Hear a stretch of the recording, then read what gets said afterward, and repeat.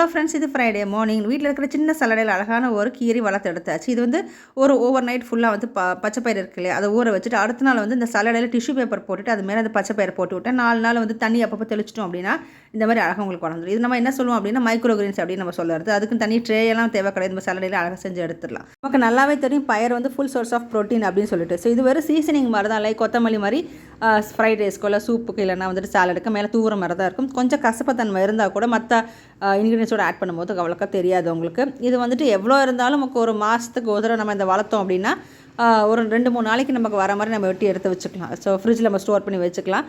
அதே மாதிரி இந்த சலடை கீழே ஒரு மஞ்சள் டப்பா வச்சுருக்கேன் பார்த்தீங்களா, அதில் கொஞ்சமாக தண்ணி இந்த மாதிரி வச்சுக்கணும்.